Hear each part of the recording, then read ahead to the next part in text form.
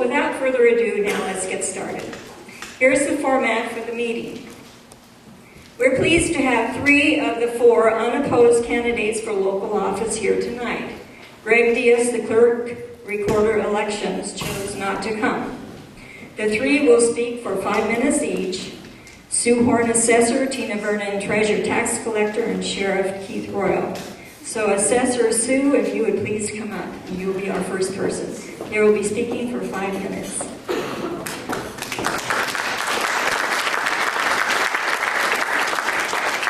Good evening. Thank you for inviting me to speak to you this evening.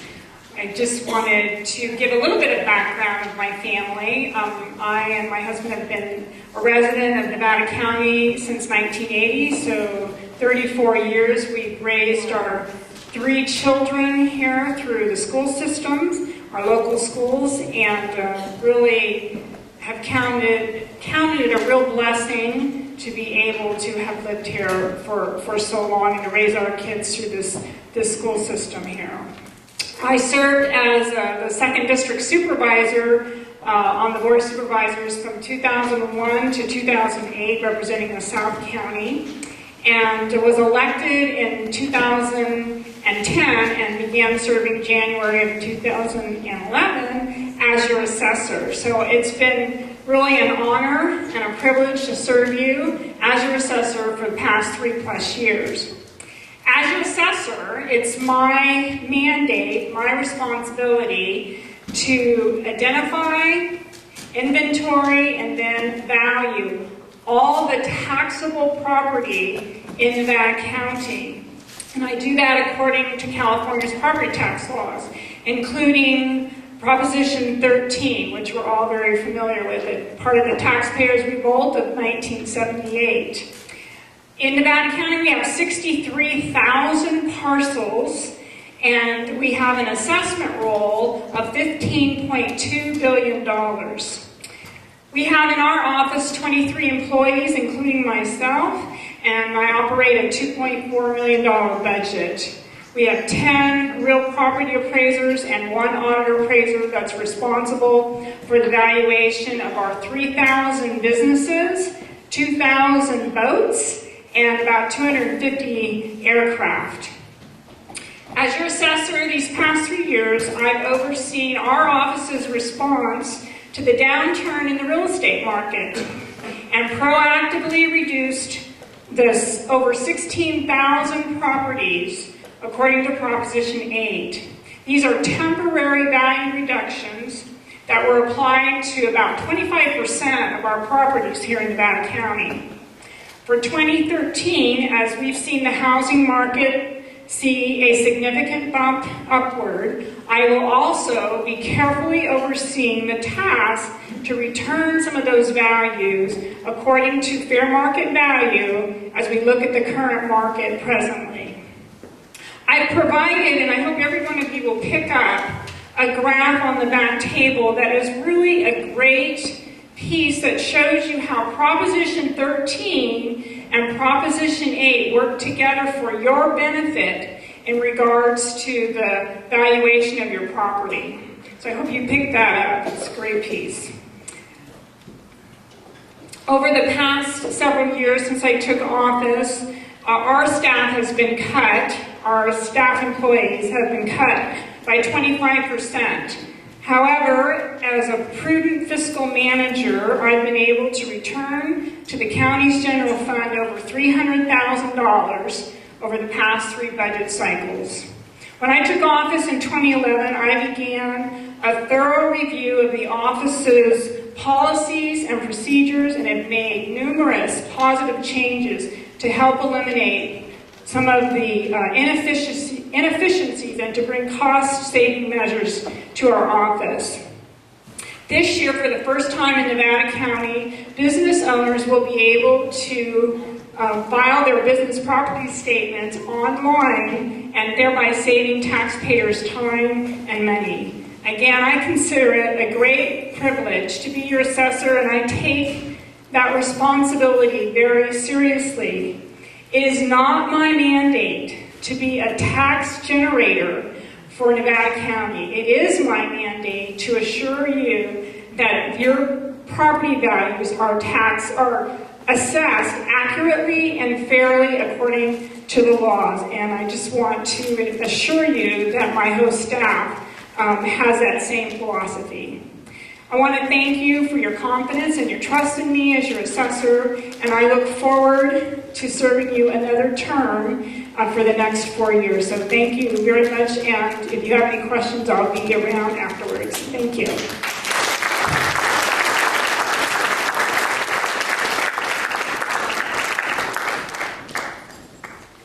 Now we're going to hear from our treasurer tax collector, Tina Vernon.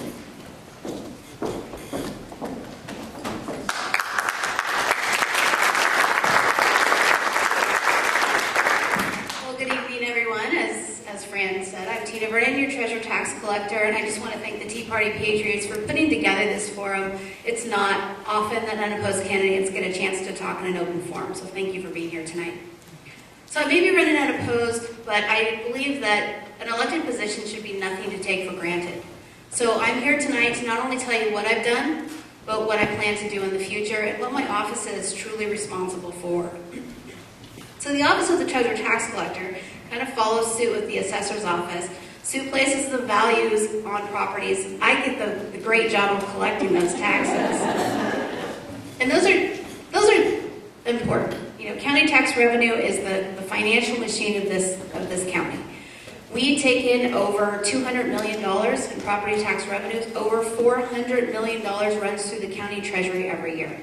So I am not only responsible for collecting those taxes, whether they be secured, unsecured, racehorse taxes, supplemental taxes, and public utility taxes, but also collecting hotel-motel taxes and handling all of the bankruptcies of the county in relation to county taxes.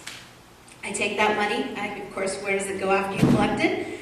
That $400 million that runs through our office comes from all types of entities. We collect from not only county services, but all of our school districts and our fire districts. We are the public bank of the county.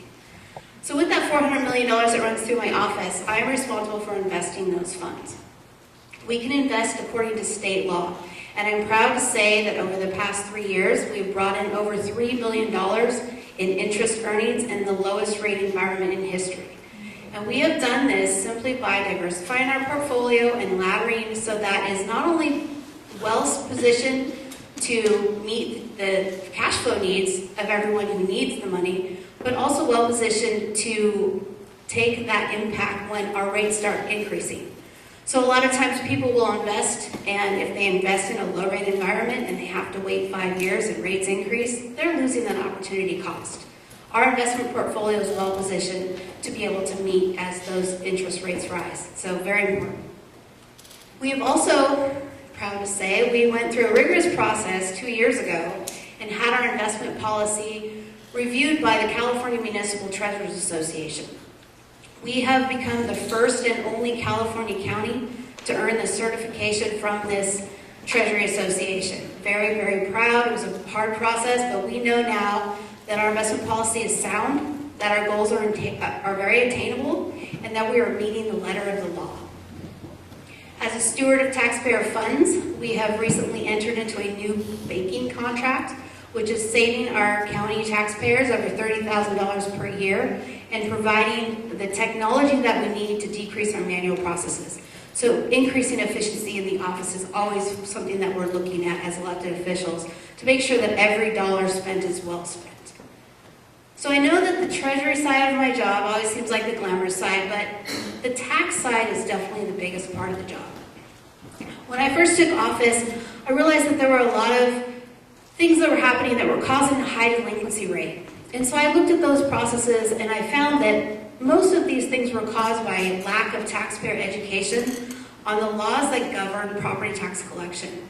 So by educating the public on things such as new homeownership, online bill pay, understanding postmarks, and things as such, we have actually increased our collection to 98%, not only on the secured side, but the unsecured side, which is one of the highest collection rates in the state. So I truly believe an ounce of prevention is really worth a pound of cure. So let's look at some of the things that I want to accomplish in the upcoming term. The PACE Energy Program. This is a property assessed clean energy program What it does is allow property owners to access low-interest loans through the county treasury. It's a win-win-win. It's a win for myself as I can invest locally. It's a win because it creates local jobs, and it gives property owners a low-interest loan to be able to energy retrofit their homes and save money. And I brought some flyers. They're in the back. Please pick them up. I would also like to implement a new treasury management system. Currently, the reports that we put out are hard to read. They're hard to read for those that don't understand investing in and out. This new treasury management system will provide transparency to the public, and this should be implemented in June. And lastly, legislation for the senior property tax postponement program. This we have had picked up by Assemblyman Gordon. It's in the process, and we're hoping, keeping our fingers crossed, that it gets passed into law by the governor so that we can keep our seniors in their homes. The last 3 years have been great. I have truly loved serving each and every one of you. I look forward to serving for the next 4 years. I am dedicated to this office, dedicated to making sure that not only are we providing efficiencies, but that my office is helpful. My door is always open. I welcome each and every one of you to come see this mean tax collector, and I really would be honored with your vote on June 3rd. Thank you.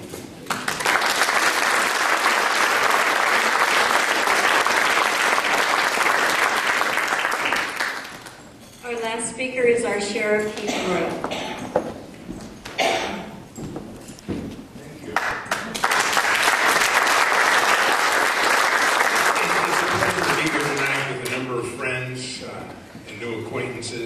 You know, that these past few years, I'll say it that, several terms, I've had the honor to be your sheriff. And I think during that point in time, or that period of time, we've made a tremendous difference in the quality of life in our community. You know, and part of the attribute is because of the staff we hire. But again, it's the people who live in our community. As a result, we have one of the lowest crime rates, if not the lowest crime rate in the state of California. So my hat's off to you. They say, I should take credit. You should take credit. Thank you. During my term, we've made a number of improvements technologically because technology is moving very quickly, and we use that as a tool to be able to serve you. We have a new radio system. We put computers in our cars so officers have ready information now versus having to go through the dispatchers to get that information. We also have cameras in our cars, so if we stop a bad guy, he's drunk, and he's stumbling around, it's easy to go to court and say, there's the proof, and usually they plead out on those type of cases. But we've made those changes and allows us to do our job better. Additionally, recently we had the ability to bring all the police departments together under one roof from the standpoint of dispatch. Every agency saved tens of thousands of dollars. Matter of fact, our larger agencies saved $200,000 to $300,000 apiece, and we saved roughly $400,000. Those are officers we keep on the streets. In addition, we keep you safer because we hear what's going on regarding the other agencies so we can cover them, they can cover us, and we help each other. Again, keeping our staff safe and being able to keep you safe. This past year, I had the privilege to be the president of our state Sheriff's Association and was instrumental involved in a number of issues regarding ongoing funding to keep cops on the street in California, as well as critical legislation and bills and measures that came on the ballot that could have had a detrimental effect on our communities. So with that said, we've made a difference, and I've been very honored to be your sheriff these past 16 years. We're on a critical time now regarding the justice system here in Nevada County. We have what we call compassionate courts. That's what I call them. Judges who are more concerned about criminal justice versus victim justice. In this election, we have an opportunity to elect a judge who's going to bring balance back to the court. And many of you know I'm supporting Anna Ferguson. I don't think the public defenders or the defense counsels want her as a judge because she's going to ruffle some feathers. She's going to push the envelope. We have an opportunity to put somebody there that is intelligent, hardworking, dedicated, and again, will bring balance back. So I hope that you would take that into consideration when you start filling out your ballot. Additionally, I'm going to say some words about Cliff Newell. Cliff's done a great job. You know, I'm very honored to be able to work with him. I've seen him come in. Changing the culture of an organization is very difficult. It took me 12 years to believe it or not, 12 years to change how our office works. He's had 8 years. You know, he's holding staff accountable. It's a novel concept. Some employees don't want to be held accountable. You know, you get paid money to do your job. Well, over those 8 years, he's had a number of employees decided they're going to go elsewhere. We had employees working in the office that let cases go past the statute of limitation. We were frustrated, my staff. Cliff's changed that. He's also dealt with disciplinary problems. He's changed the culture of the organization. He's made a positive difference in the organization. He's also had to deal with financial crisis. The county, it's tough. There's not a lot of money for us because the economy's not recovering as fast as we'd like. But he's taken the dollars that's been given to him. He's been able to use his staff to effectively meet the mission of the office in serving the community. And I have to say thank you. I'm endorsing, I'm supporting Cliff, but also the Sheriff's Management Association, which is made of sergeants, lieutenants, and captains who deal with his staff on a regular basis in coordinating those cases being handled and any additional investigative necessities that need to occur. They're supporting him. So, you know, my hat's off to you, Cliff. You've done a great job. With that said, I've been very honored to serve as your sheriff, and I look forward to the next 4 years. And again, thank you for our partnership in keeping this community safe.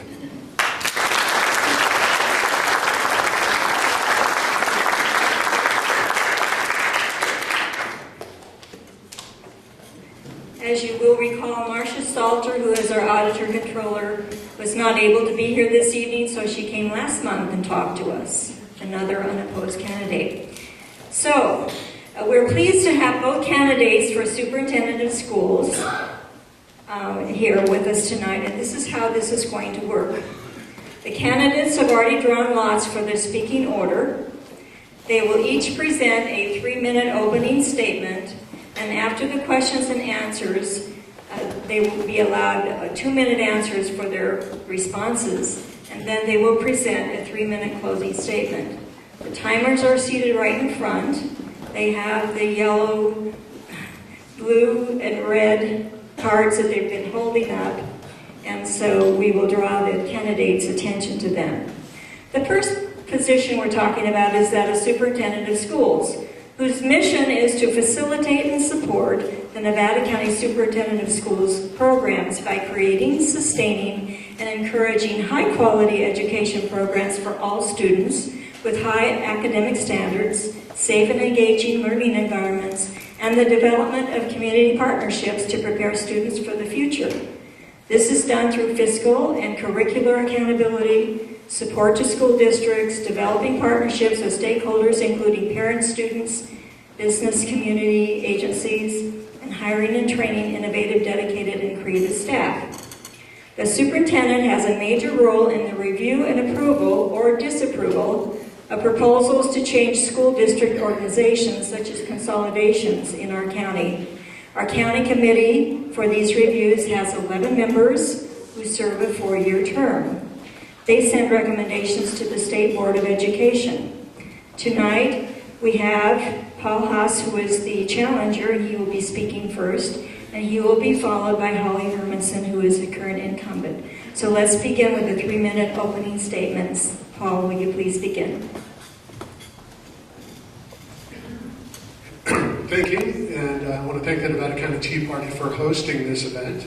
I am Paul Haas, and I want to be your county superintendent of schools. Excuse me, Paul. If you'd like to stand to speak, you're welcome to do so. Can you come to the podium? But just stand at your chair. I'm sorry. That way everyone can see. I'm Paul Haas, and I want to be your county superintendent of schools. My passion is education. This is going to be good. Okay. I have the knowledge, the experience, and equally important, the desire and energy to make Nevada County schools the best in the state.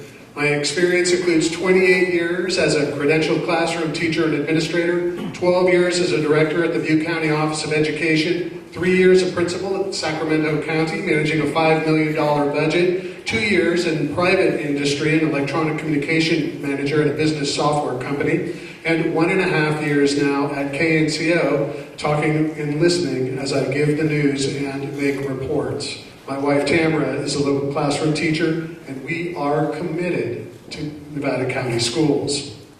I'm running for superintendent because we have a failure of leadership at the County Office of Education. This has led to a decline in test scores and a loss of programs. I strongly disagree with the plans to spend money on a new administration building when our current facility is totally paid for and adequate of our needs.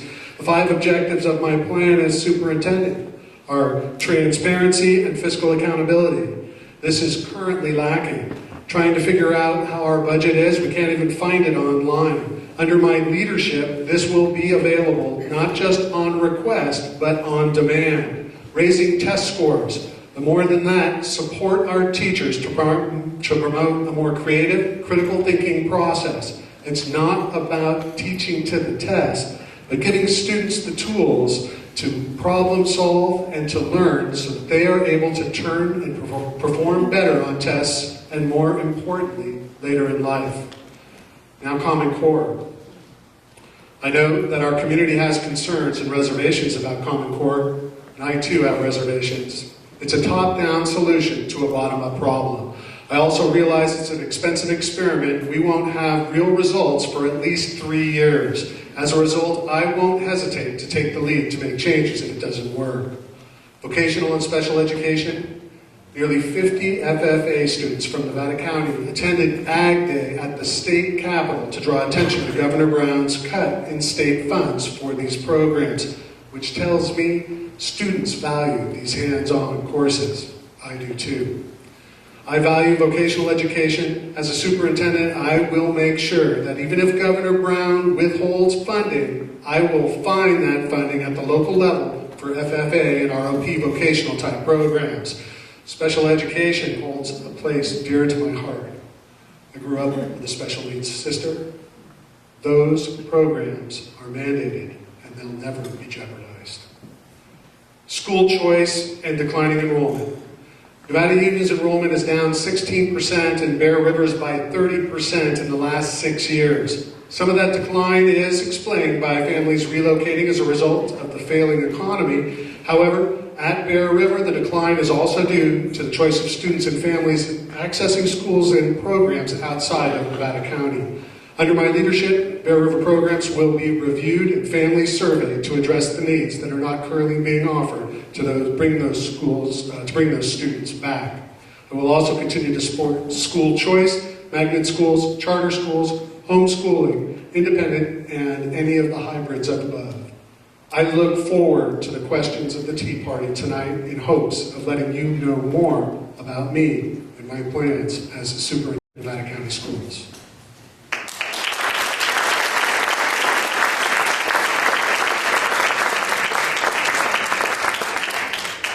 I'm going to step over here because I think it's the speaker that's interfering with the noise.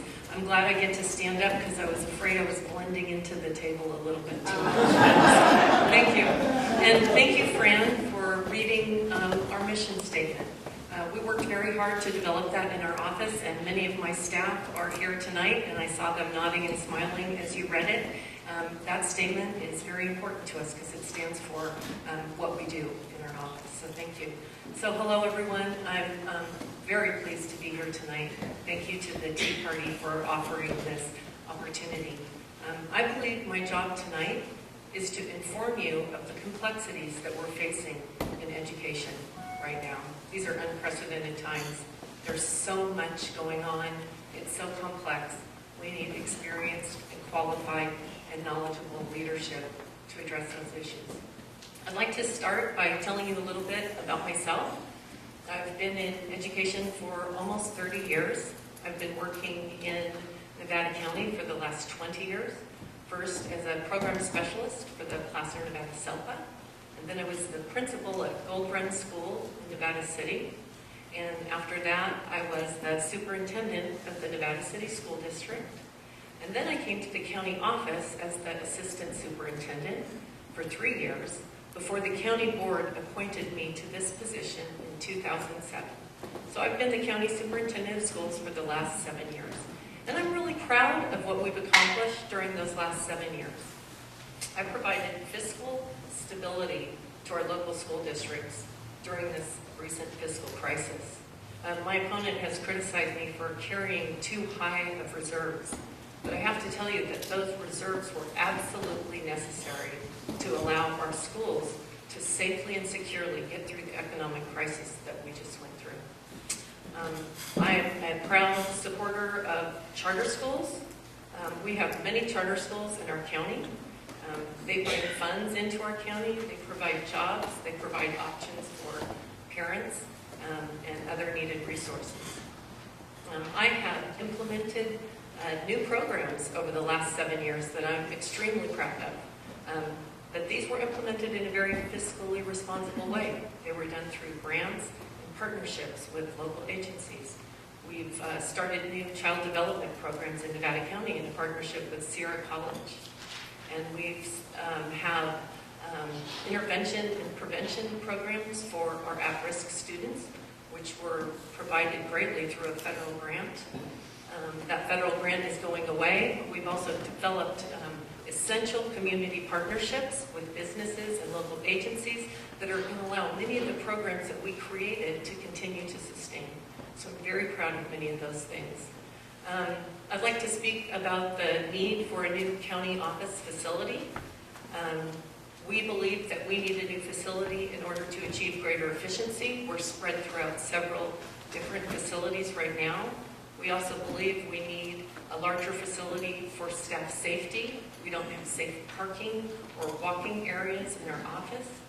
And I have been on record several times as saying I would only pursue a larger facility if it were at cost savings or cost equal to what we're paying right now. And so that's my intention. So I really look forward to spending the evening tonight and answering questions and helping you become better informed about the issues we're facing in education. Thank you.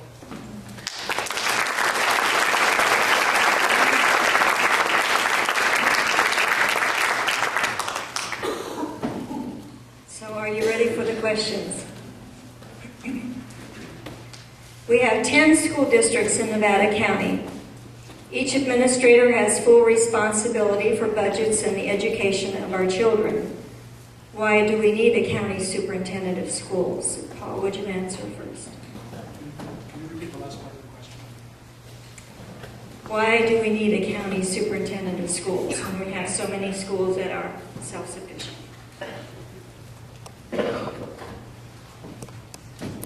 The county superintendent of schools needs to be an inspirational leader that pulls those 10 districts together.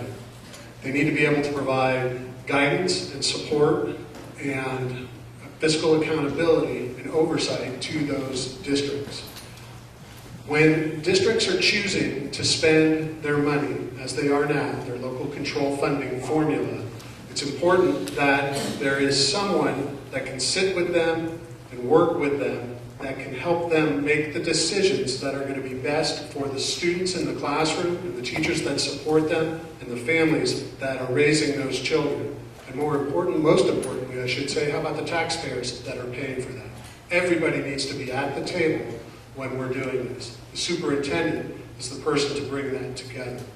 The superintendent can guide, can lead, and bring Nevada County schools to the best that they can be. They should be the best in the state. Currently, last 6 years, test scores have not shown that. We need someone to step in to help motivate districts to bring those scores back up. We need to be the best in the state. We need to lead, not follow. We have the ability to do that. Our students are incredible. Most of them are English speaking. The only differentiating factor are socioeconomics, and we can overcome that by providing solid support to all of our students. Fiscal transparency, fiscal accountability, instructional strategies, all of that will make Nevada County schools better. That is what the superintendent of schools can do. Provide that leadership that ties all of that together. Make it work, motivate, inspire, raise scores, make connections with the students in the classroom, make connections with the teachers, make connections with the superintendents of the other districts so that we all have one common goal. Make Nevada County the best in the state.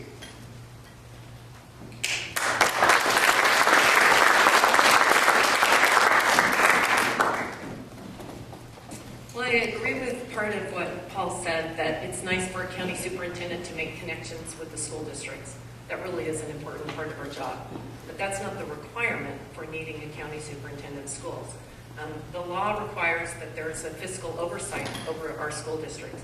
And we don't actually sit with them and decide how they spend their money. That's a local decision at the district level, and the local school boards have that authority.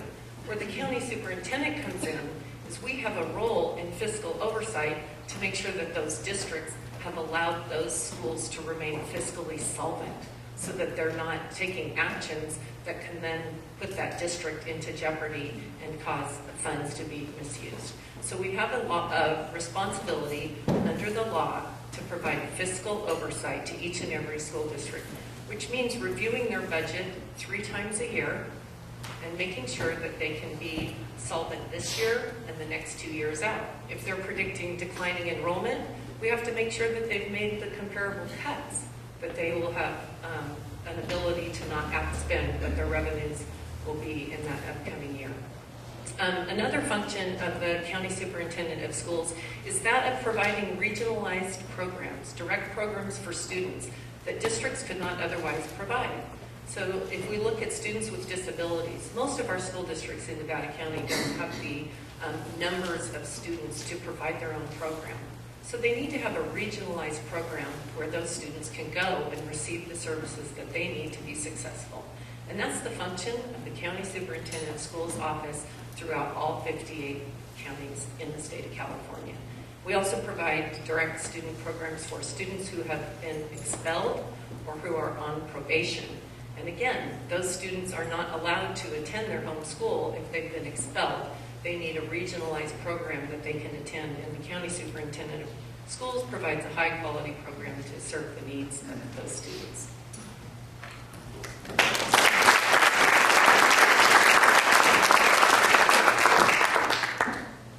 Okay, so we'll ask Holly to answer the next question as the first person.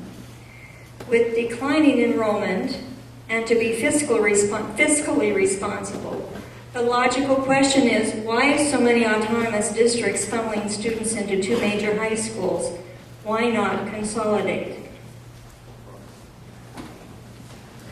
It's a Tea Party question. Can I ask clarification? Were you speaking of consolidation of school districts in general or just the high schools? I'm all schools. Oh, great. Okay. I'm thrilled you asked that question, actually. I'm very proud of the work that I've done over the last 7 years regarding consolidation. First of all, I've asked each and every one, and it's a great question, and I get asked that in the community all the time. Why do we have 10 school districts? Well, I agree that we need to take a look at that issue. And I first started with asking each of the 10 school districts in our county to agendize that item on their boards and discuss it and talk about the options that they had. In addition, I funded a study 2 years ago where we had an outside expert agency come in and do a fiscal analysis on the efficiencies in our school districts and whether or not we would realize cost savings by consolidating. So after that led to further discussions, and as county superintendent, I facilitated discussions between Nevada City and Grass Valley school districts. As they explored the options for consolidation, they decided not to pursue that avenue for a variety of reasons. Local control comes in here. Secondly, I facilitated joint board meetings between Ready Springs School District and Pleasant Valley School District, and that actually led to a consolidation, the first in many, many years that we've had, and the new Penn Valley Union School District will open on July 1st, resulting in our first consolidation in a long time. But I'd like to leave you with one thought. A lot of people have the understanding that there's a lot of waste by having a variety of school districts. And I like to use the Clear Creek School District as an example. It's a nice little school district out on McCourtney Road. There's about 125 students. Mr. Scott Lay is the superintendent. He's also the principal. He teaches a math class every morning, and he has yard duty morning and afternoon because they don't have buses. So he walks the kids to their cars, and he's not paid very much. He's not paid as much as a principal in another county. So there's really not a lot of waste going on there, and that local community and that local school board are making their choice to keep their school district as they want it to be. So I believe in consolidation. I believe we should hold those discussions with each and every one of our school districts. I believe our boards have the responsibility to do that, but I also believe that we have to let our own local school districts make their own choices as long as they're being fiscally responsible.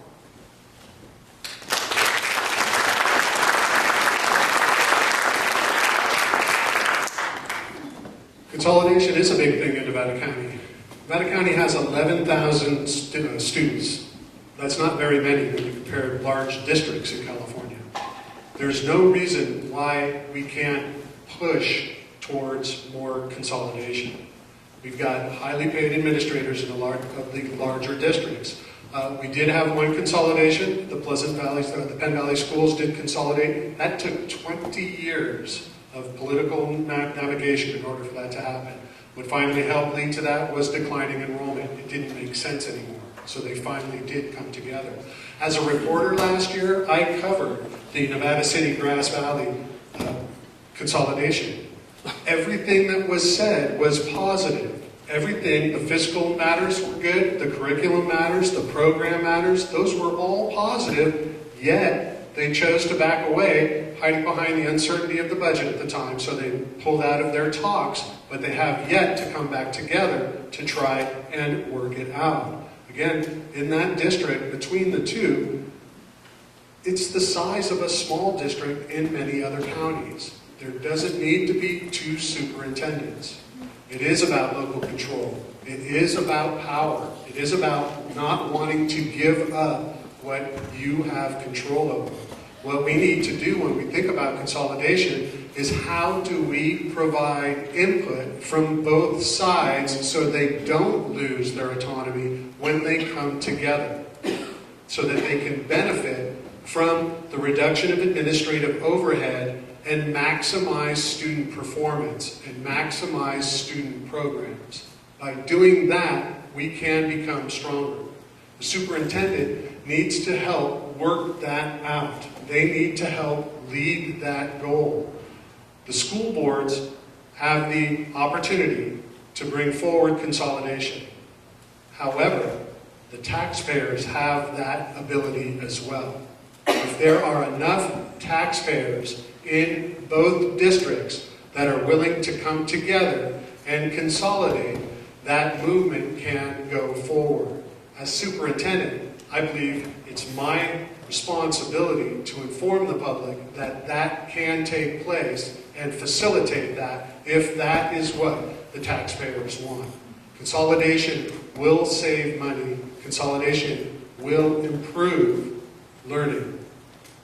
We can move forward. We can be the best in the state.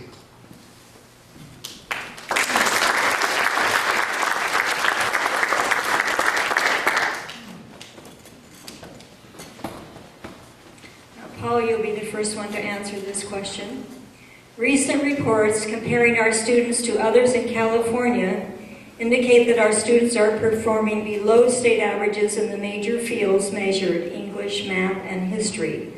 What will you do to improve student outcomes? I'm glad you brought that up. We talked about this at the last forum. The incumbent said our math scores are down because second grade teachers were never taught how to teach. And that's not true. I find that offensive to our elementary school teachers. That is not the reason our score is down. Our scores are down because the students don't buy into the test. There's no accountability to that. The test really bears no difference on their grades, on their ability to get into high school, on their ability to get into a college. Nobody looks at these standardized test scores. There's no buy-in. In order to get that buy-in to help improve that scoring, we need to make connections with the students. We need them to want to be part of a school that is successful. We need to get them to want to prove that they are the best in the state. And we can do that. We just need to provide that support. When there are issues with instruction or learning, then we need to find specific interventions that will address those needs. We need to find out where they're deficient, put focused resources into that, provide constant monitoring and instruction, and then use formative assessments throughout the year so that we know where our students are at all times. No standardized test should be a surprise. We should know where our students are, what they're learning, and how well they're learning by constant monitoring, constant evaluation, and constant rigor in the curriculum and instructional strategies. We can do that. Not just talk about it. We need to actually take action. We need to do something about it. I'm willing to make that happen. I'm willing to stick my neck out to work with the districts to make sure that they get the buy-in that then trickles down to the students and back up so that Nevada County schools are the best in the state.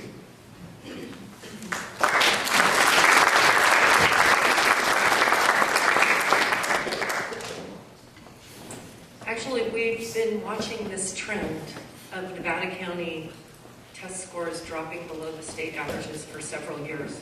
We've been extremely concerned about it.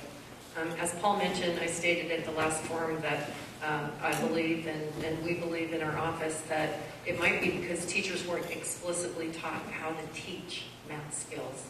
And I believe that to be true, is one of the reasons for the, as an example, for the math scores. And I have a teaching credential, and I went through and got my elementary teaching credential, and nobody told me this is how you teach math. These are how you make sure that children understand the concepts. And here in Nevada County, we've had fairly high-performing students. And so teachers really didn't have to do that specific, explicit instruction because the kids were getting support at home. Their families were helping them with their homework, and they were doing the work that they needed to do to perform well. But our demographics have shifted. Not all our students have that support at home. Not all our students have someone to help them with the homework. So we have taken specific steps over the last 3 years to provide grade level trainings to explicitly teach our teachers how to teach math. And this goes from kindergarten all the way up to algebra. And our high school teachers are learning how to do that in an even more effective way. So we expect that our scores are going to start turning around with the interventions that we've applied. In addition, my office has supported all 10 school districts over the last 3 years in creating what we call professional learning communities, which are evidence-based practices where teachers at school sites get together in grade level meetings and they talk about how they're going to instruct a concept or why their students are doing poorly on a particular concept. They review test scores with each other and say what works, what doesn't work in the classroom, how do you address this type of need? And our schools are finding that those strategies work. And we know professional learning communities work because, as I mentioned, it's an evidence-based practice. It's done all across the nation very successfully. And right now, all 10 of our school districts are participating in that practice. So I believe with these interventions, we're going to start seeing a change. But again, I'd like to state that the demographics in Nevada County have shifted. And we need to shift the way that we teach in our schools and the way that we address the needs of our families to align with the shift in our local changes.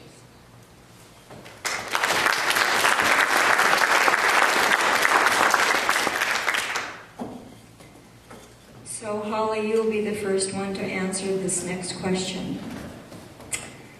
What is your position on AB 1266, commonly called the bathroom bill? Wow, I didn't see that one coming. I did not see that one coming. Well, it's the law. So the law requires that a student who declares himself or herself to be recognized as a transgender student or recognizing themselves to be of the other gender has the right to have a bathroom that is separate. Now, our schools got a little freaked out when this law passed last year, as you can imagine, and wondered, how are we going to implement this? What are we going to do? And there was a lot of nervousness, and we knew that we would have a test case in Nevada County pretty quickly. And actually, I have to say that I know of 2 or 3 schools in our county that are actually addressing this issue right now, and they're finding that it's actually going pretty smoothly. So I would say that it's the law. We need to comply with what the law says, and I think that schools have found a way to implement that law in a way that's not disruptive to educational activities, respects all students on the campus, and keeps the educational process moving forward as quickly as possible.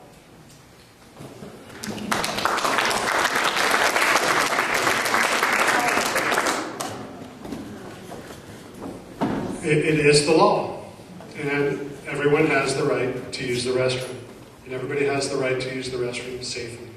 So at schools, we need to make sure that they have those accommodations and that we allow students to be the people that they are, use the facilities when they need to use the facilities, and take care of bodily functions. They're humans. We're all human. So again, we follow the law, we move forward, we make sure that everyone is safe, and everybody is respected, and everybody has the ability to use the restroom. Thank you.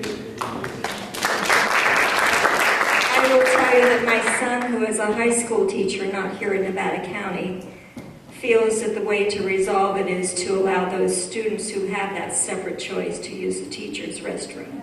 Then they're not challenging. And they're not challenging the safety of other children who may feel differently. Here is the next question. Considering your stated responsibility for fiscal and curricular accountability, how should the $12 million your office manages be spent to achieve the best use of our taxpayer dollars? And how are you spending the new Prop 30 taxes of $279,000? And I believe it's Paul's turn to answer first.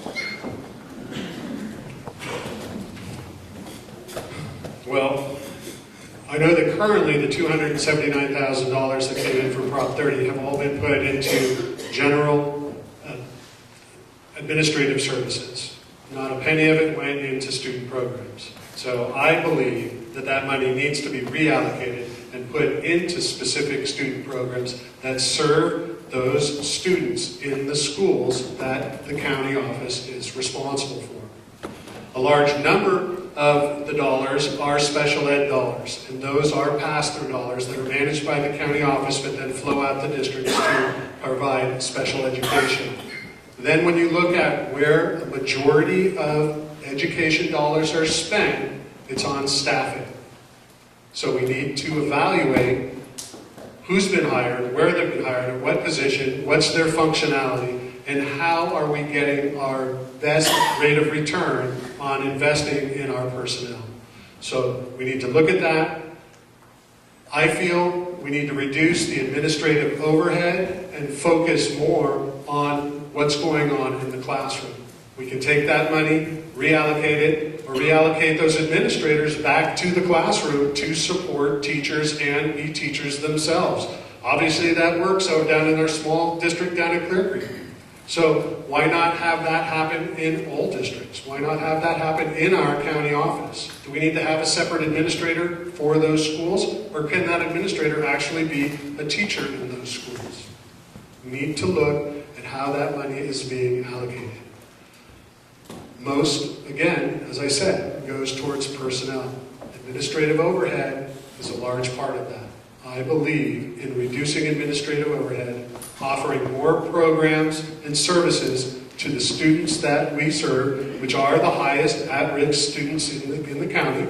They're the adjudicated students. They are the students that have been expelled or suspended or not part of a traditional environment. We need to make sure that those students are served by making connections with them, giving them extra support so that they can succeed and move on and be functional members of society and not become a drain on society by falling into the system.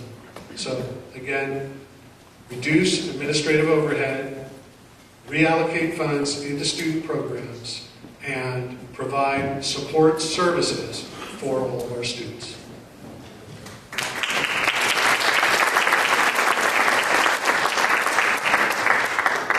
Okay, I'm actually glad you asked that question because it's clear that we need to clarify about Proposition 30. So Proposition 30 was passed by the voters in November of 2012.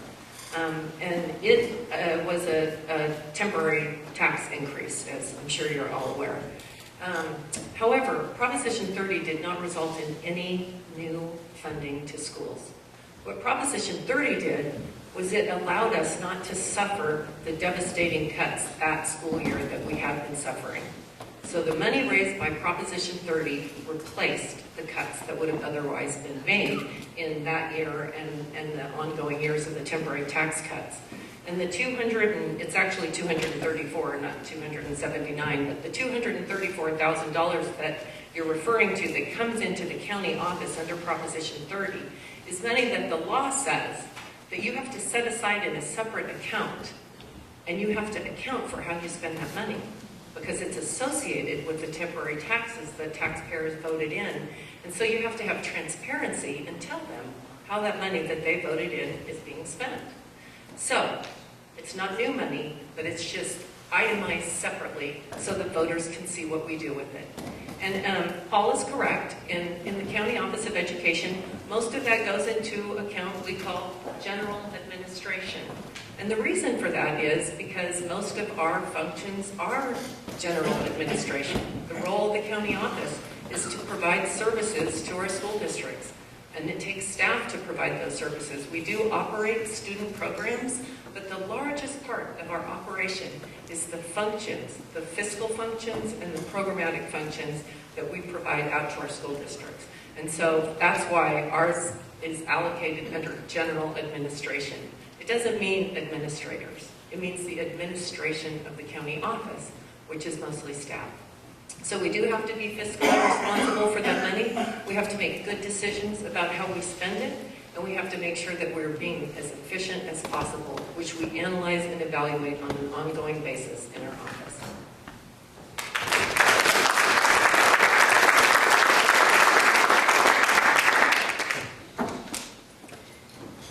So I think that's probably enough questions for the two of you. Thank you very much for answering.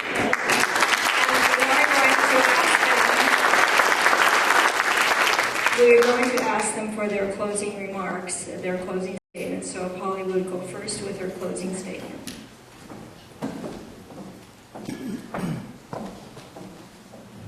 Well, as I mentioned when we started, I'm very happy to talk to you tonight, and I thought your questions were quite good, so thank you. It really allowed me to share some of the things that we're doing in education in Nevada County. I'd like to start off by saying that these are absolutely unprecedented times in education. We have never, ever seen as much change at one time as we're seeing now. We have a completely new funding model for how schools are funded in California. It's called the Local Control Funding Formula, and we're grappling with how that's implemented. We no longer receive the money in the same way we did, and schools are needing to predict, how much money am I going to get? What can I spend it on? It doesn't have the restrictions that it used to have. So the Local Control Funding Formula, you're probably used to the governor saying it's all about transparency and local control, and it is. Now local communities advise the school districts on how to spend their funds. And the school districts aren't restricted to the pots of money that goes to. So they have to be educated and informed and guided in utilizing those funds in the most efficient way. And that takes somebody who understands and has experience, and I believe that I am able to do that. Along with the Local Control Funding Formula, it calls something else, another acronym called the LCAP, Local Control Accountability Plan. And this is where we have to bring in stakeholders across the community to help advise us how to spend the funds, and then to develop a plan that describes to the public how we're doing that. and what our programs are going to look like and what our goals for our students are. And the county office has a new level of responsibility under this of evaluating those plans, of working with the school districts and making sure that they did those plans according to what the current law says. So those are two major changes. In addition, as you know, we have the new Common Core standards. So we need to train our teachers in how to implement those standards.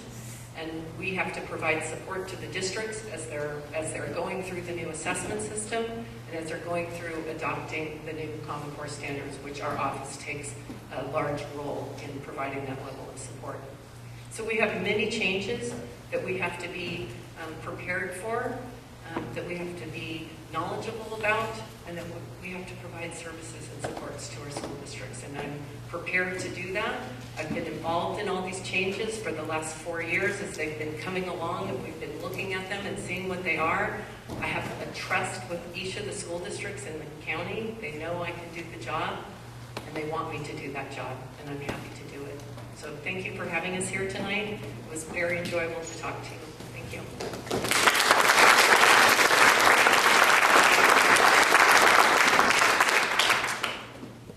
Fran, I want to thank you for the thoughtful questions, and I want to thank everybody for your participation and listening to our answers.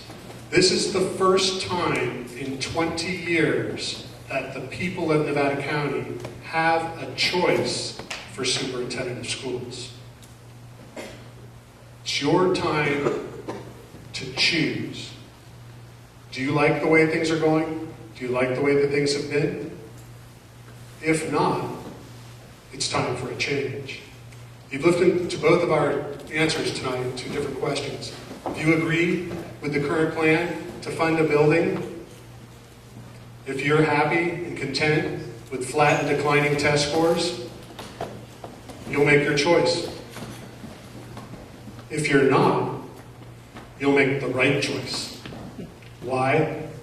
Because I want my election to be a mandate by the people of Nevada County. I want to be able to take my election to the board to change the current direction of our County Office of Education.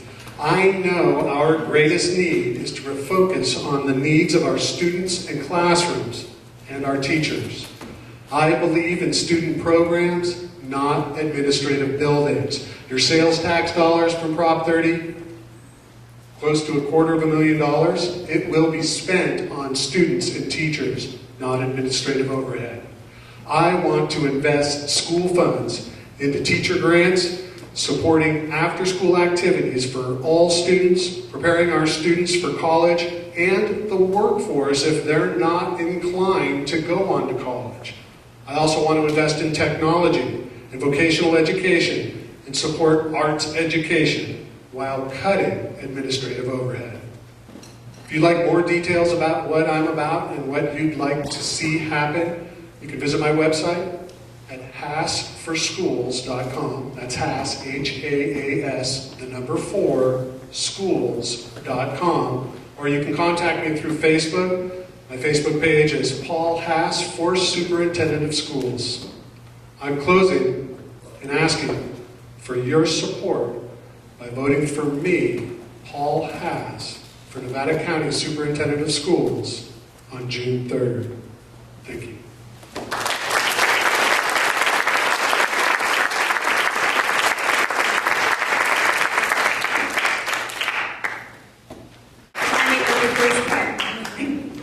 So let's move on to the district attorney race. The primary responsibility of the district attorney's office is the prosecution of felony and misdemeanor offenses that are referred by law enforcement agencies. Specialized vertical prosecution units have been established to handle cases of child abuse, drug, auto theft, spousal abuse, and statutory rape, and there's also an NSF bad check program. The stated mission of the district attorney is to provide exemplary legal services to enhance public safety and create a sense of security in the community through vigorous enforcement of the law in a just, honest, efficient, and ethical manner, and while doing so, to treat all people in a professional, honest, and respectful way. To carry out this task, there are 2 offices, one in Truckee with 3 employees and one in Nevada City with 12 employees, plus clerical support. The district attorney is elected for a 4-year term of office. So now we'll continue with the same format that we had. We'll have 3-minute opening statements, and then we will have questions with a 2-minute allowance for the answers. So we will start with Cliff Newell, who will have the first opening statement. Not used to sitting in one place that long. Thanks for having me out here this evening. That is our mission, and that's what we've been doing for the last 8 years, and that's what I've been doing my entire legal career. My entire legal career has been in law enforcement. I started out in Nevada County as a probation officer. I moved down to Sutter County as a deputy district attorney there, and then back up to Nevada County as a deputy DA. And then ultimately in 2006, I was elected to the office of district attorney. Since that time, I've been serving proudly, and actually it's my passion. When I first took the office, I didn't really understand the depth and breadth of the responsibilities and the various things that you had to do as a district attorney. It was at that point I quickly learned that my talents as a trial attorney needed to be refocused to that of an effective administrator. And from that point on,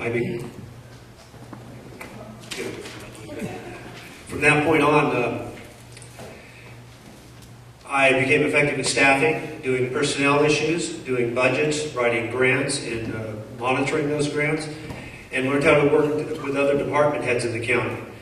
I built relationships that helped me be effective in doing that, and I led my office through the Great Depression with minimal impact and staying within my budget the entire time, for which I'm very proud.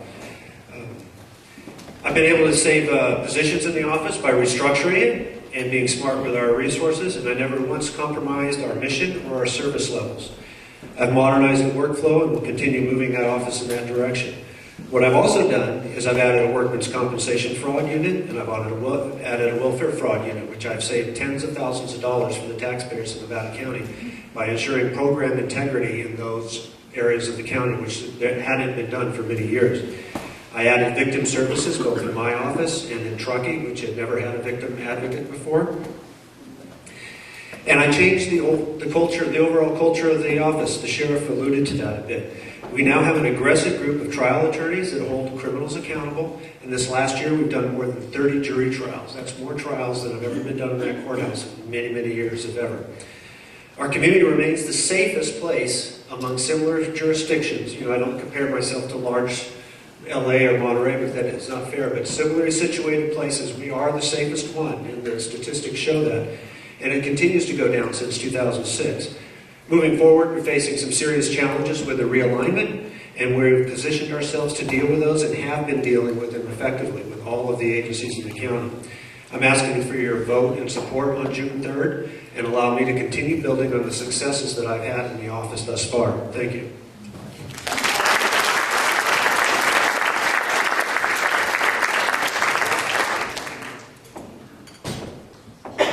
Thank you, friend. Sue McGuire, other officers and members of the local Tea Party. I'm David Alkire, and I'm the challenger in the Office of District Attorney. I've spent over 40 years as a courtroom lawyer in the state of California. I spent over 10 years as a deputy district attorney, first in Los Angeles County and later in Monterey County. I've tried over 100 jury trials as a prosecutor. I've tried just about every kind of serious or violent felony there is, up to and including death penalty murder. And I want to put that experience in the service of the people of this county. But first, I want to tell you about how I found out about Nevada County. When I was 11 years old, my dad brought me up here. He wanted to show me the gold mine where he had worked before he married my mother, called the Zybrite Mine. It's out there in Bear Valley at the end of Zybrite Mine Road. He took me out there. It was closed. And I looked around and I thought, you know, this would be a great place to live when I grow up. And I went and grew up. But I ended up in Los Angeles as a practicing lawyer for many years. But I always liked to come up here on vacation, drive up Highway 49. I still thought, you know, this would be a great place to live. And when it came time to have a family, This is where I started doing it. 20 years ago, my older son Henry was born here at Sierra Nevada Memorial Hospital. And after going over to Monterey County, where I spent over 8 years as a deputy district attorney, we came back here to stay in 2003. My older son graduated from Nevada Union High School. My younger son John graduated just last year from Godoti Early College High School. He also got an Associate of a Science degree from Sierra College at age 17. I was impressed by that. But it is indeed a great place to raise kids.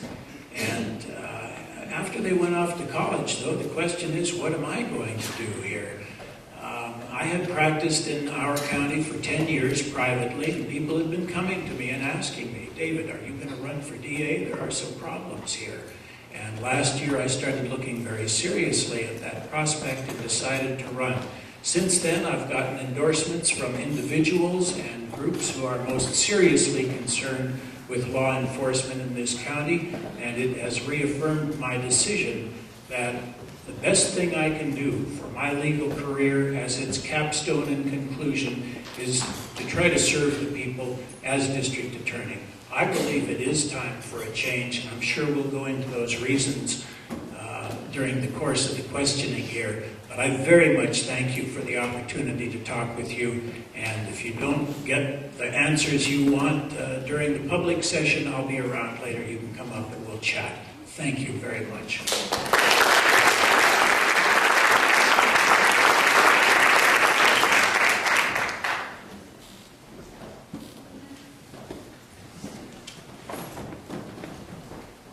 So we will follow the same format that we did in the previous session, and that is to start with Cliff, and we'll ask the first question. Let's start with the elephant in the room. Marijuana is a big problem in Nevada County. How will you deal with repeat offenders, various levels of illegal acts, and what consideration will you give to the impacts on local citizens?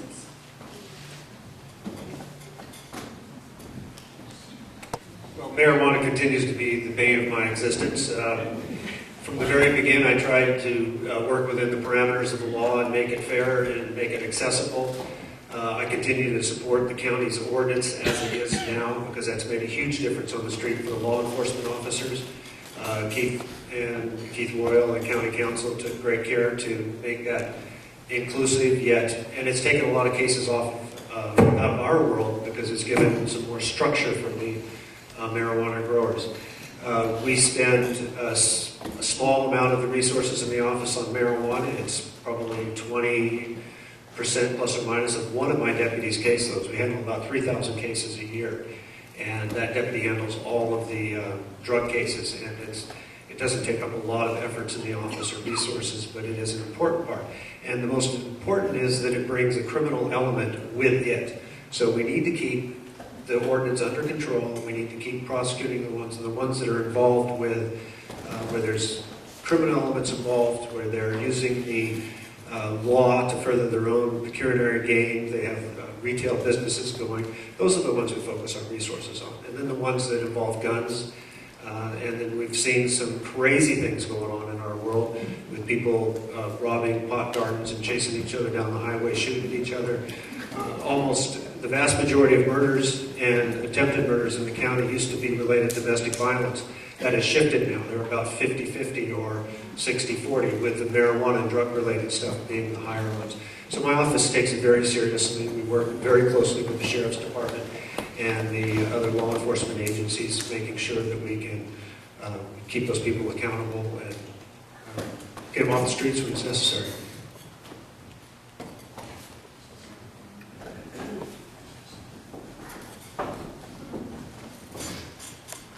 Actually, I heard two different questions just now, but I'll address first the marijuana issue. As you know, county code enforcement does not necessarily implicate the criminal process. There is a lot of talk going on right now. The voters will be making a choice in November. My focuses as district attorney are going to be on the prosecution of serious and violent felonies, domestic violence, driving under the influence, and stopping the revolving door of repeat offenders taking up the resources of our police agencies and preying on our community over and over. And this was the second part that I heard in that question, the issue of repeat offenders. Frankly, it's the responsibility of the district attorney's office to target and identify these people and provide the information to the courts and provide the information to the jailers so that they are not being passed out on their own recognizance or on unreasonably low bail when they're arrested 2 times, 3 times, 4 times, or 5 times over a relatively short period. It is an evasion of responsibility to blame the courts when there is no deputy district attorney standing up in court pointing out to the judge what's been going on with this repeat offender who has violated his probation, who has committed new offenses while out on bail, and so forth. The same goes for the jailers. I don't blame Sheriff's Department employees for setting bail pursuant to a bail schedule when they have not been provided the information that would permit them to add on the appropriate enhancements and increase the bail to an amount that takes care of public safety. This is the district attorney's office's responsibility. It's the principal actor in this process, and we need a change to stop the revolving door.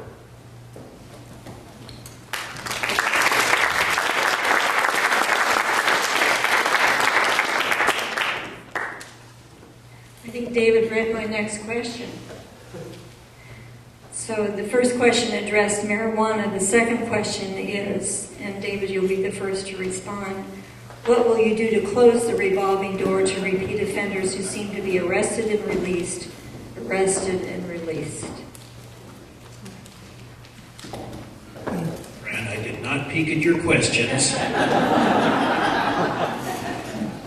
All right, here's my principal plan, and I welcome input from the sheriff and every other person who has an interest in these particular matters. Frankly, this election is in June. The next term of district attorney begins next January. There's going to be a 7-month time period, and if I'm elected, I intend to solicit from every constituency their best thoughts on this. But I think what we need is a hot sheet in this county, something that is continuously updated. We have a new case management system that's not being adequately taken advantage of in the district attorney's office. Someone described this recently to me as a software problem. If someone fails to appear in court, that should immediately go into the system. If someone is arrested and released, that fact should immediately go into the system because they're given a return date 6, 7, 8 weeks out, and if no one is keeping track of the fact that they've been released on their own recognizance or on bail, a jailer who sees this person a week later doesn't know to put that enhancement on the bail that is set at the jail. Lots of these people don't even ever make it into the courtroom for the judge to make a decision. If we have a hot sheet updated every day, at least once a day, and provided to the jailers and made available to the judges so that when people make their first appearance in court, they can be identified and appropriate bail be set, I suggest this will go a long way toward addressing this problem. It's not being done now. There is no system in place, and it's the principal responsibility of the district attorney to address that problem. It's not being done. That's one reason why we need a change in the leadership of the office. It's a top-down problem.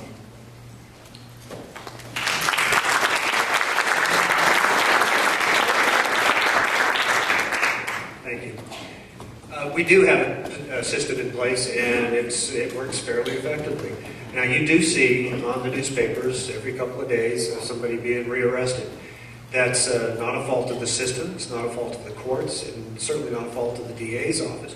What we do is we go into court every morning at 8:30, and when we have people put on that in-custody calendar, we meet them there, typically with all of their files. And frankly, sometimes it's very frustrating because there are 5 or 6 or 7 misdemeanor files, especially with the low-level offenders. But the Constitution, which we still have working in Nevada County, requires that people be given bail. And in misdemeanor cases, they default towards their own recognizance and release. And my attorneys or I do the in-custody calendar at least 2 days a week, just for that reason, to keep an eye on what's going on in that calendar. And we make our pitch to the judge. Sometimes the judge believes what we say or listens to us and increases the bail or sets no bail if they have a probation violation going on, and sometimes they don't, but that's just part of the system.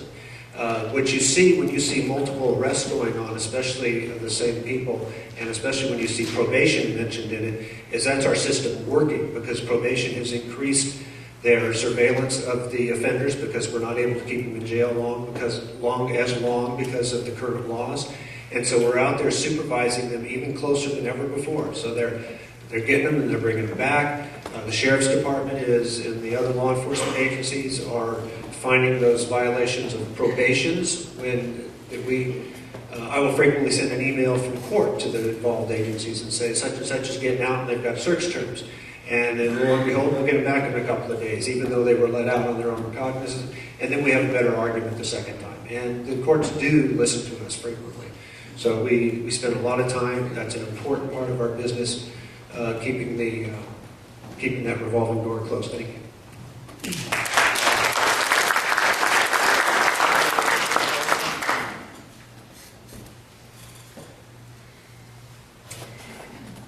This is really a Tea Party question.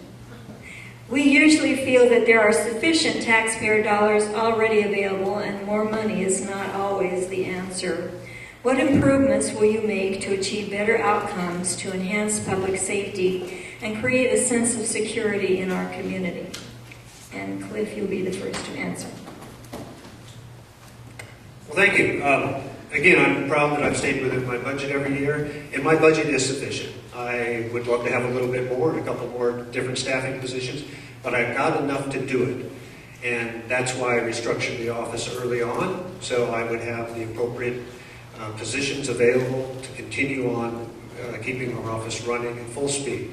And we've managed to do that. It was a hard job, and I stepped on some toes doing it, but it was important because when I took that position over, I realized I'm working with your tax dollars. And when people are working part days or not doing their full duty in the courtrooms, I took that very seriously. You come into my office now and you show up there before 8 o'clock and at 5 o'clock, and you'll see people coming in and going out on time. You see people being held accountable. I indicated before, my attorneys are in trial much more. If attorneys weren't going to do trials in my office, it was time for them to move on. We do trials. That's part of our job. That's how we make ourselves effective, by holding people accountable in the trial arena, and we do that very well now. So how am I going to keep going? I'm going to keep doing it with my budget every year. I'll try incrementally to get things as I need them, but I take that fiscal responsibility very seriously, and that's why my attorneys, all of my staff, and myself work very hard, and we work to save your money. And I'm building, all the time I'm building ways of like the fraud units that we put in place. That saves tens and tens of thousands of dollars a year. And it does it two ways. One, it prevents fraud by ensuring the integrity of the system. And we're also out there holding people accountable who are living over in Nevada and on our welfare rolls. My guys are going over there, hooking them up and bringing them back, and my guys are prosecuting them in the office. We're making it, we take our stewardship of the tax dollar very serious at the District Attorney's Office. Thank you.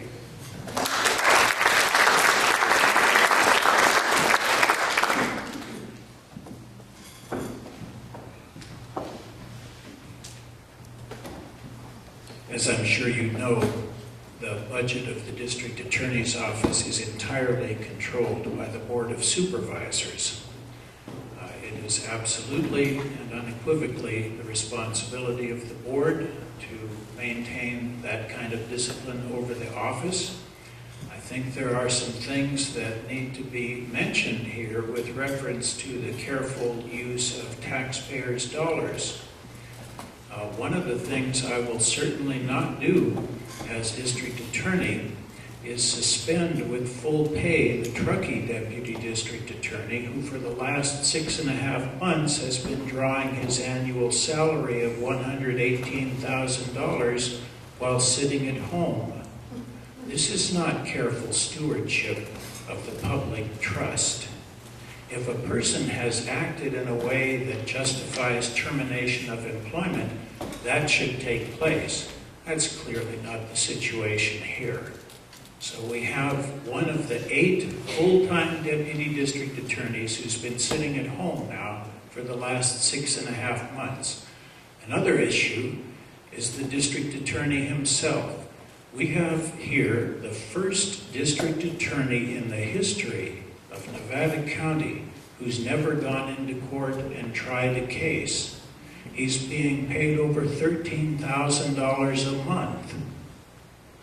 And he believes it's appropriate to run the office from behind a desk. That's simply not true. This is a small county. He has a small staff of deputies. Every predecessor in office has gone into court and tried major complex cases. The people are simply not getting what they're paying for when it comes to the district attorney at this time, and I will change that for sure.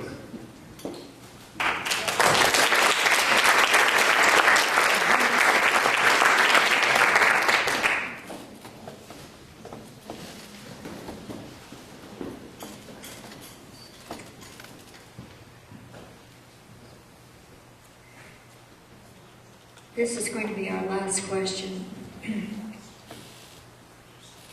Is there ever a focus on victims' rights?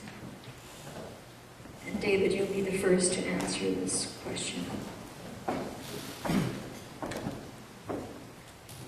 I have to admit I'm a little puzzled by the question, is there ever a focus on victims' rights? I'm a person who has tried cases involving rape victims, involving victims of gang shootings. I put gang members in custody for 25 years to life in Monterey County. One of them shot a little 9-year-old boy in the back during a gang shootout in a public park in the middle of the afternoon. I met that boy and went down on the floor and played cards with him in his living room. I've met crime victims whose houses have been broken into, and whether you're home or not, if your house is broken into, that's one of the worst invasions of your privacy you can imagine. And you can't imagine it unless it's happened to you. But I've worked with burglary victims. I've worked with victims of armed robberies who've had guns stuck in their face by people who wanted to rob them. My sympathies are entirely with victims, and in my career as a deputy district attorney, that's who I spoke up for in the courtroom. And I can't imagine being elected district attorney of this county and never going into the courtroom to argue on behalf of a victim. Never trying a case on behalf of a victim. Now, we've got a victim advocate unit, which I fully support in the district attorney's office, but quite frankly, I intend to lead from the front and by example, and my concern with victims has always been shown by what I did as a prosecutor going into court on their behalf.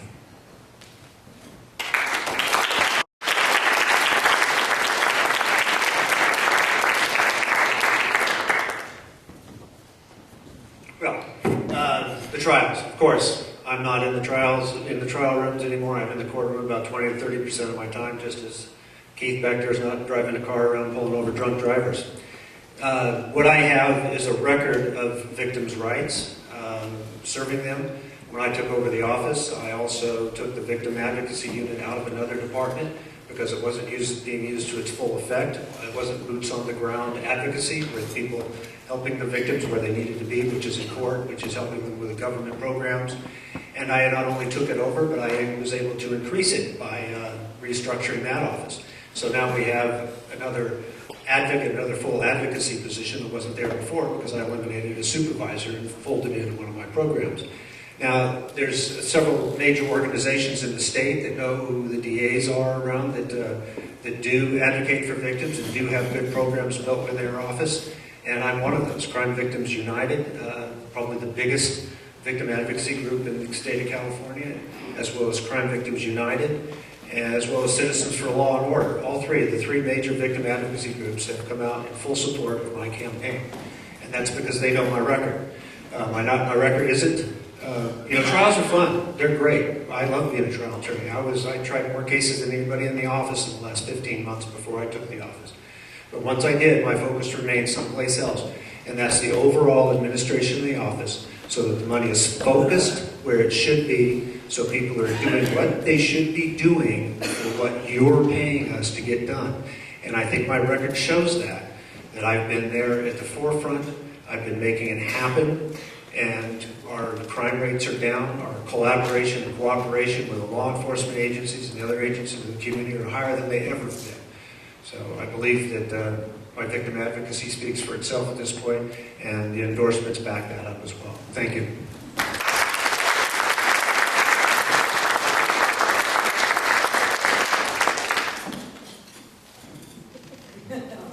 So we're ready now for the closing statement. So David, you'll be first with your closing statement. Thank you. So eager. I'm sorry about that. I was told I'd be going first, so I couldn't wait to get started here. Liv just mentioned the issue of endorsements, and I think that's kind of important to consider in this election. And the sheriff gave his stirring endorsement of the incumbent before we even got started. And I was quite interested in hearing that, because the largest law enforcement group in Nevada County, as you may know, is the Deputy Sheriff's Association. These are the men and women who come when you call 911. These are the men and women who are the bailiffs in a criminal courthouse every single day of the week and provide prisoner security in the courthouse.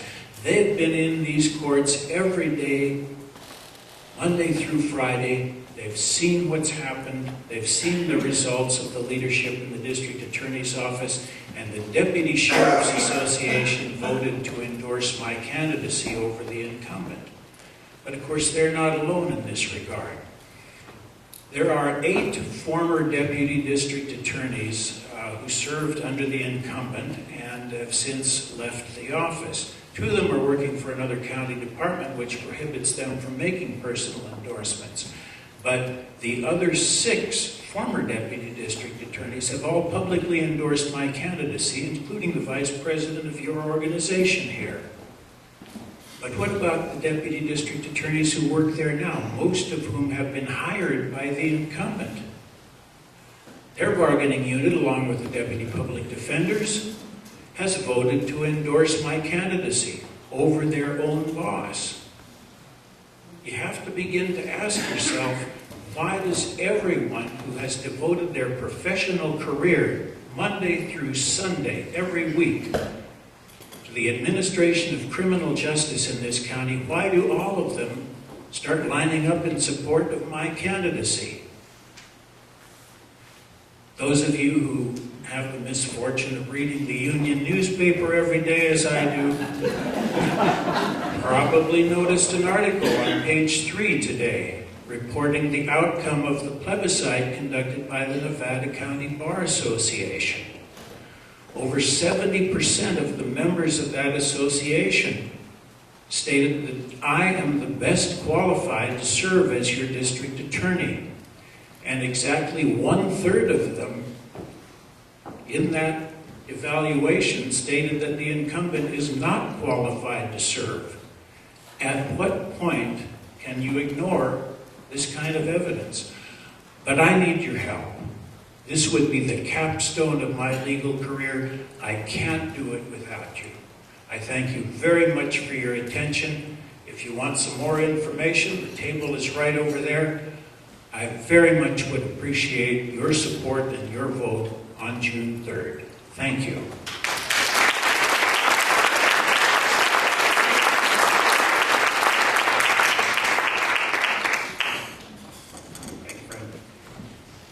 Well, let's dispel a couple rumors first, or misstatements. Indeed, the DSA endorsed my opponent, but it's my understanding that there was less than 20% of members that voted on that, whereas with the DSM, the Sheriff's Management Association, it was a full 80% or better of their membership that voted for me. I'm not going to speak to some of the issues of people within the office, because those are things that we're precluded from speaking about in public when there happen to be HR-related issues. We do it, we move on, we get accusations about how we did it or why we did it, but we just don't talk about it. So I won't. The district attorneys that I'm listening to that have endorsed me are the district attorneys from Yuba County, Yolo County, Placer County, Amador County. District attorneys that I work with on a daily basis at a local and state level. I enjoy a good relationship with them and a working relationship, and they know what I do here, because we all know, we keep track of one another. The sheriff has endorsed me, Nate Beeson has endorsed me. Those are people know that I am a good steward of your tax dollars. I do run the office well, and and with your support, I will continue to do so. I want to thank you for being out here tonight. I do have a lot of successes, as I've indicated, that I want to continue to build on in the office. The majority of them moving towards dealing with the realignment now, but more important than that, some of the, as we listen to the school district here, some of the programs that we have going with the schools, because that's one place where the district attorney can actually make a real difference in our community, where we can do truancy programs to back up the administrators and the principals of the school that help keep our kids in school. Because the one common denominator that we know as prosecutors that we see in the courtroom are people that were out of school and then turned to substance abuse, and that's what they all are when they're sitting up there in orange. So the only thing we can do with the rules that are coming down from the realignment of the state and our inability to send people back to state prison is to cut off that pipeline. And so I committed a certain amount of resources in my department to effectively do that, and we're already starting to see results. The schools are very happy that we're there supporting them in their truancy programs. And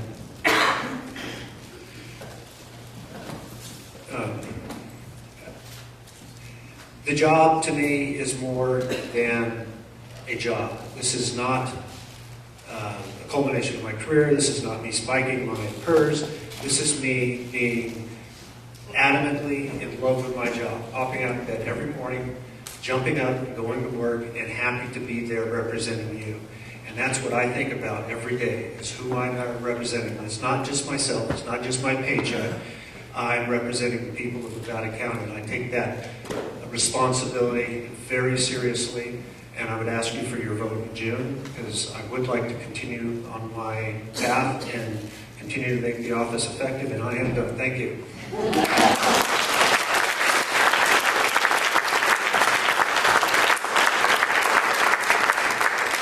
Thank you so much to our candidates who have spoken to us and answered our questions.